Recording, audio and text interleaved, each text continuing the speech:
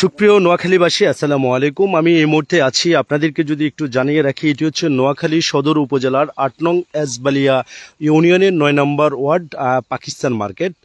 দর্শক দেখতে পাচ্ছেন যে আমি এখন যেখানে আছি এটি হচ্ছে একটি আবাদি ফসলের জমিন। এই আবাদি ফসলের জমিনে কৃষক যারা রয়েছে এই অঞ্চলের তারা কিন্তু তরমুজের চারা রোপণ করেছেন এবং এই তরমুজ গাছে এখন বড় রিং করেছেন এবং সার দিয়েছেন, এখন পানি দিচ্ছেন শ্রমিক দিয়ে। দেখতে পাচ্ছেন বিশাল বড় একটি তরমুজের আবাদি ফসলের জমিন। কত একর করেছেন আমরা এখানকার কৃষক যিনি আছে আমরা তার সাথে একটু জানার চেষ্টা করব এবং এই তরমুজের এই ফসলটি যিনি করেছেন আমরা তার নামও জানার চেষ্টা করব। দর্শক আপনারা আমার সঙ্গে থাকুন। আসলে আমি তার আগে একটু আপনাদেরকে দেখিয়ে রাখছি। দেখতে পাচ্ছেন যে পাইপ দিয়ে অনেক দূর থেকে ড্রেন করে পানি নিয়ে এসেছে আর পানিগুলো এসে এখানে জড়ো হচ্ছে আর এখান থেকে গাছের গোড়ায় গোড়ায় ঢালছেন কিভাবে সেটাও আমি আপনাদেরকে দেখানোর চেষ্টা করছি। এই মুহূর্তে দেশ এবং প্রবাস থেকে যেখান থেকে সবুজ টিভি চ্যানেলের সাথে যুক্ত রয়েছেন আপনারা আমার সঙ্গেই থাকুন। দেখতে পাচ্ছেন এখান থেকে এই পানিগুলো এই ভাই এখান থেকে নিয়ে পানিগুলো বালতি কেটে দিচ্ছে কোথায়, গাছের গোড়ায় দিচ্ছে, আপনারা দেখতে পাচ্ছেন।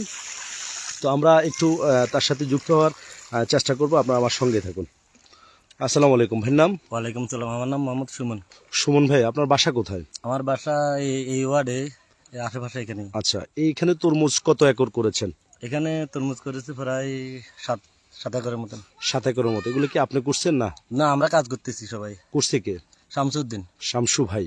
জি। আচ্ছা, উনি তো প্রতি বছরে তরমুজ আবাদ করেন নাকি? হ্যাঁ হ্যাঁ, চাষ করেন? প্রতি বছর তরমুজ চাষ করেন। আচ্ছা আচ্ছা, তাহলে এখানে এই 7 একর করতে কত টাকা খরচ হতে পারে? 7 একর করতে প্রায় এই 5-6 লাখ টাকা।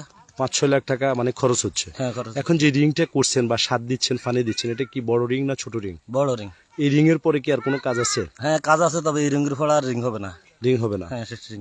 শেষ রিং। এরপরে কিন্তু ফসল ধরবে। এরপরে ফসল, এরপরে ওষুধ, আরো বিভিন্ন কাজ বাসা। আচ্ছা আচ্ছা, তো এই যে মনে করেন এই তরমুজ গাছগুলো এই বড় রিং করা পর্যন্ত অনেক শ্রমিকে তো এখানে লাগছে, তাই না? অবশ্যই তুমি লাগবে। আজকে আমরা প্রায় 8-9 জনের মতন আছি। পানিগুলো আনতেছে কোত্থেকে? পানিগুলো আনতেছে ওই তো দূর থেকে, প্রায় আধা কিলোমিটার দূর থেকে। মানে ডেলিভারি পাইপ দিয়ে এখানে আনতেছে, আনিয়ে গাছের গোড়ায় পানি দিচ্ছে। আনুমানিক কয়দিনের ভিতরে ফসল আসতে পারে? অনুমানিক রমজান ঈদের পর হবে। এটা রমজান ঈদের পর হয়ে যাবে? হ্যাঁ। আগিলা হয় নাই, জেরিলা হয়েছে? হ্যাঁ, জেরিলা হয়েছে। আচ্ছা আচ্ছা, ধন্যবাদ। দর্শক আমরা কথা বলেছি এখানকার আসলে যারা কাজ করছেন, আমরা জানতে পেরেছি ওনা থেকে এই জমিনটি শামসু নামের যিনি তিনি কিন্তু আসলে এই তরমুজগুলো চাষ করেছেন। আবাদি ফসলের জমিনে প্রায় অনেক টাকাই খরচ হয়েছে, আপনারা শুনেছেন। তো আসলে পরিশ্রম ছাড়া কিছুই হয় না। বেশিরভাগ নোয়াখালী ধনী জেলার মানুষ যারা রয়েছেন তারা বেশিরভাগই কৃষিকাজের সাথে যুক্ত। আর পুরা আবাদি ফসলের জমিনে দেখতে পাচ্ছেন তরমুজের চাষ করেছেন এবং দেখতে পাচ্ছেন শ্রমিক যারা রয়েছেন তারা কিন্তু কাজ করে যাচ্ছেন। তো দর্শক, এই ছিল আমার কাছে নোয়াখালী সদর উপজেলার ৮ নং এসবালিয়া ইউনিয়নের প্রিয় দর্শক ৯ নম্বর ওয়ার্ড পাকিস্তান মার্কেটের পাশেই থেকে সর্বশেষ আপডেট খবর। দর্শক।